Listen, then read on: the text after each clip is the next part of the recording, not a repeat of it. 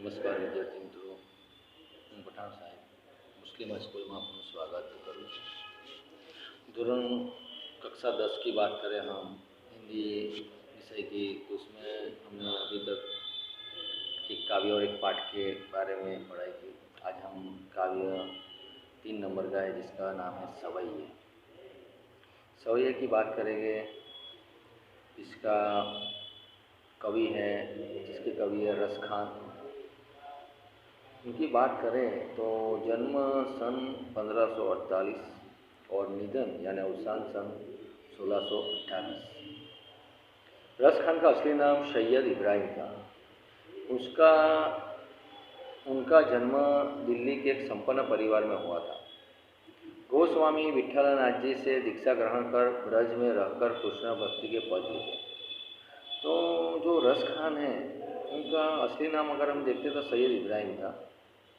वो दिल्ली के एक संपन्न यानी अच्छे परिवार में, अमीर परिवार में उनका जन्म हुआ और वो बचपन से ही गोस्वामी विठलनाथ जी है उनसे संपर्क में आए और दीक्षा ग्रहण कर ली। और ब्रज, जिसे हम गोकुल भी कहते हैं, वहाँ रहकर कृष्ण की भक्ति के पद उन्होंने लिखे।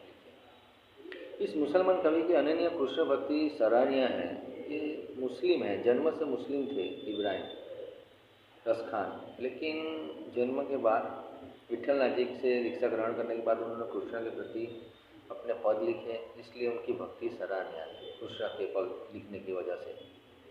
इनकी कविता में कृष्ण की रूप माधुरी, ब्रज महिमा और राधा कृष्ण की प्रेम लीलाओं का वर्णन हुआ है। रस खान के जो अगर हम पद देखते हैं तो उसमें कृष्ण की रूप माधुरी, जो कृष्ण का सौंदर्य उसकी बात की गई है, जो ब्रज है उसकी बात की गई है, उसकी सौंदर्यता की, और राधा कृष्ण है जो उनकी प्रेम लीला है, जो राधा कृष्ण के पीछे प्रेम था उसकी बात की गई है।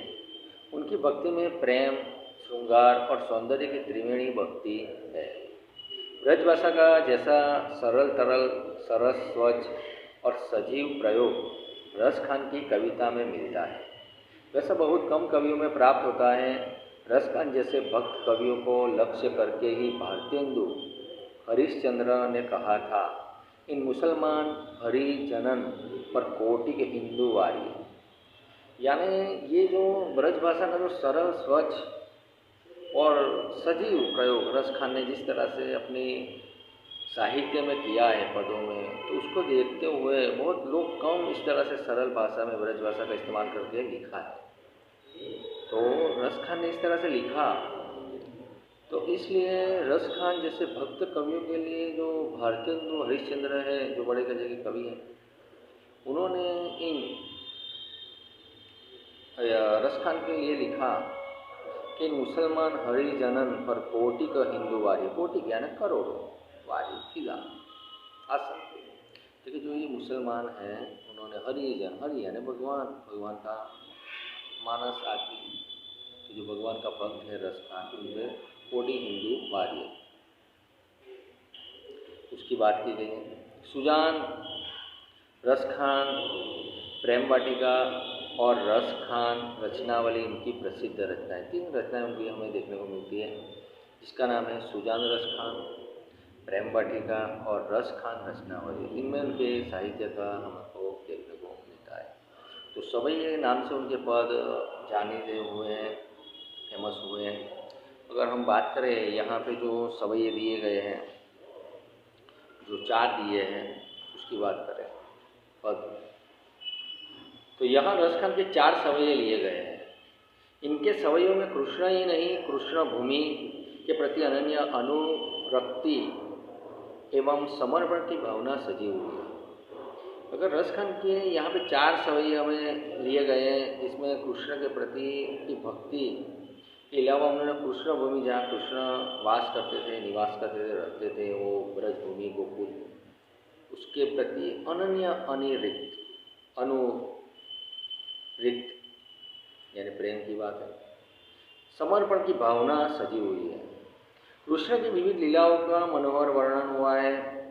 इन सवैयों में कृष्ण का धेनु चराना, बेनु बजाना, प्रेम रंग में रंगना और भंगिमाओं के साथ, भंगिमाओं यानी जो कृष्ण जब बांसुरी बजाते और एक पैर मोड़कर वो बांसुरी में उसको बोला जाता है भंगिमाओं। शरीर के जो अंग का वणाक जो लेकर वो मुद्रा में खड़े रहते हैं बांसुरी बजाते हुए, बंसी बजाते हुए, उसको भंगिमा कहा जाता है। तो भंगिमाओं के साथ माधुर्यपूर्ण चित्रण हुआ है। कृष्ण के सामीप्य के लिए कवि लकुटी लेकर ग्वालो संग खींचने की बात करते हैं। कि कवि कहते हैं कि कृष्ण का संग अगर देखने को मिल जाए, उनके साथ रहने का अगर मुझे मौका मिले, तो उसके लिए कवि खुद ग्वालो यानी खाइए चराने वाला यानी अपने गोवाड़ियों बन गई थी गुजराती में, उसके साथ में लाठी लेकर, लकड़ी लेकर मैं गाय चराने के लिए भी तैयार हूँ। शिक्षक छात्रों को बताएं कि मुसलमान कवि होते हुए भी रसखान कृष्ण भक्ति में लिप्त थे। ये रसखान जो मुस्लिम थे, फिर भी उन्होंने कृष्ण की भक्ति में लिप्त थे और कृष्ण की भक्ति सामीप्य के साथ उन्होंने अपने भक्ति पद लिखे हैं और उसमें कृष्ण की लीला उनसे की भक्ति सामीप्य उनके करीब रहने की बात रसखान ने निखालसपूर्वक की है। ये हमें को इसमें देखने को मिलता है। तो उनके सवैये देखें। मानुष हो तो वही रसखान बसो मिली गोकुल गांव के वारन, जो पशु हो तो कहा बस मेरो, चरो नित नंद की धेनु मंजारन। पाहन हो तो वही गिरी को जो धैर्य कर छत्र पुरंदर कारण, जो खग हो तो बसेरो करो मिली कालंदी कुल कदम की डारन। या लकूटी, दूसरा सवैया देखें। या लकूटी अरु कामरिया पर राजतिहु पुर को तजी डारो, आठहु सिद्धि नवो निधि को सुख नंद की धेनु चराय विसारो।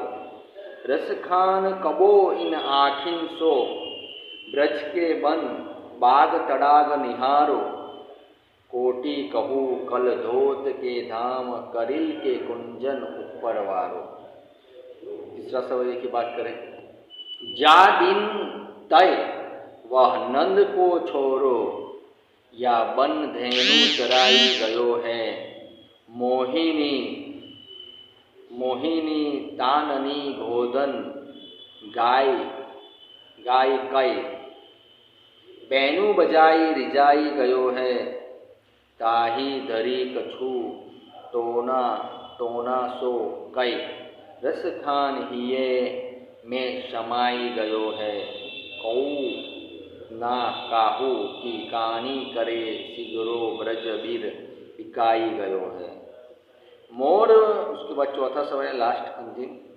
मोर पखा सिर ऊपर राखी हो, गुंज की माल घरे पहिरोगी, ओढ़ी पीताम्बर लय लकूटी बन गोधन, वारिन संग फिरोगी, भावतो वही मेरो रसखानी, सो तेरे कहे सब स्वांग भरोगी, पै मुरली धर की अधरान धरी अधरा न धरोगी। शब्दार्थ देखें। मानुष यानी मनुष्य, बसो यानी रहना, करो मंजारन यानी मध्य बीच, पहाड़ यानी पत्थर, पुरंदर का अर्थ होगा इंदिरा, कालिंदी कुल, कालिंदी यमुना को ब्रज भाषा में कालिंदी कहा गया। कालिंदी कुल यानी किनारा, यमुना नदी का किनारा, लकुटी यानी लाठी, कामरिया यानी कंबल, जो काली कमली जो धाबड़ी जेने આપણે કહીએ ગુજરાતીમાં કાળો એ ધાબળો નાખતા હતા, कंबल कमली, तीहू तीनों, पूर लोग, इसरो भूल जाई, कोटिक करोड़, करिल एक कंटीला वृक्ष है उसका बात की गई है, कल धोत के धाम यानी कल धोत यानी सोने के महल धाम राजमहल की बात की गई है। ये बात हुई, हम उसका भावार्थ नेक्स्ट वीडियो में देखेंगे। नमस्कार विद्यार्थी।